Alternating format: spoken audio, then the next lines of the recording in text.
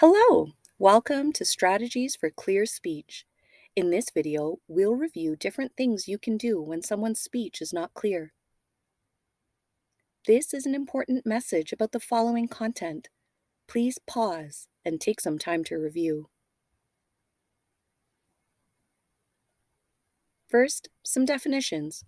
When we say clear speech in this video, we mean speech that has accurate sounds and is easy to understand. The speaker is the person who's talking. For the purpose of this video, the speaker might be your child or an important child in your life, like a student in your classroom or your grandchild. A communication partner is a person who has the power to encourage change in someone's life. In other words, that's you watching this video. Now, before we get into things you can do to help, let's talk a little bit more about what it takes to use clear speech. Saying sounds correctly is a gradual process and generally happens over many years. Speech involves motor movements and is not just about thinking or behaving. Clear speech is often automatic, meaning we don't think about the movements or coordination needed to say sounds correctly. And there are many steps that come before using clear speech in conversation. In fact, conversations are often the hardest and final step when learning clear speech. All in all, we should expect mistakes when speakers are learning how to use clear speech. We're going to talk about 5 strategies. You can do one, a combination, or all of these things. It's important to know that there are other ways you can help the speaker use clear speech, and you can discuss that with your speech language pathologist. Our first strategy is recognize and reinforce. Because we are already expecting mistakes when speakers are learning how to use clear speech, we want them to know that what they have to say is important, even if it's wrong. You can recognize and reinforce by saying things like, I know you're trying to tell me something and I really want to know what it is. Or, I hear you're trying to tell me something so important, but I'm just not getting it right now. Before we talk about our next strategy, let's think about a time that you had to learn something new. Maybe it was driving a car or navigating an app on your phone. It often helped if you saw someone do it first, and then you tried it out yourself. This is called modeling. When you model, you speak in a clear way that gives the speaker the opportunity to hear the right sounds. Modeling is about learning and listening, and there's no pressure for the speaker to say the sounds when we model. To model effectively, you can stretch the sound out. Listen to me do it. For my S sound. Stretching the sound is a way to model clear speech. You can slow down. Listen to me do it. Slowing down is a way to model clear speech.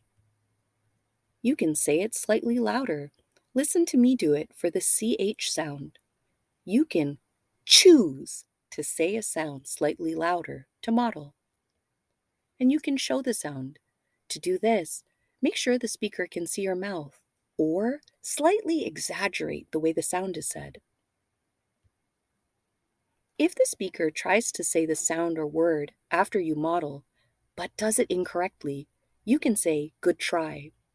And if they say it and it's right, you can say, those are great sounds, or I heard all your sounds. It's important to encourage any attempt the speaker makes, whether or not they're correct or incorrect. Otherwise, the speaker might become discouraged and stop trying. Remember, modeling is about listening and learning and is not about copying. Our third strategy is interpret. When you interpret, you take a guess at what you think the speaker is trying to say. You can either say what they're trying to say or acknowledge what they're trying to say. Interpreting lets the speaker know that you're trying to understand and often encourages them to keep trying. Now, let's say the speaker is telling you about what happened during nutrition break. You can only understand the words friend and outside and nothing else. But you can probably interpret that they and their friend were playing outside together. You can say, I was playing with my friends when we went outside. Or you could also say, outside. You're trying to tell me about playing outside with your friend. Our fourth strategy is when you ask for more.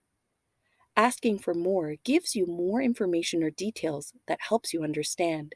And it's a great strategy to keep the speaker engaged. You can ask for more by asking the speaker to point, write, act out, use visuals like pictures, show objects. You could also offer choices like, is it something inside or outside on the balcony? Remember, asking for more gives you information to help you understand. Our final strategy is avoid direct correction. This can be really frustrating for a speaker. You can respond to what the speaker is saying, not how clear the sounds are. For example, if the speaker says, let's do, you can say, that's right, it's time to go. Or you could also say, let's go. Do not say, that's not right, try again. Or say go.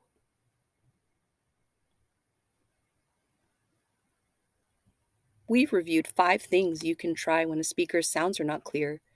You may want to think about how you'll remember to use some of these strategies. You can try to make a note in your calendar or put a reminder in your phone. Remembering is sometimes easiest when it's a part of a routine.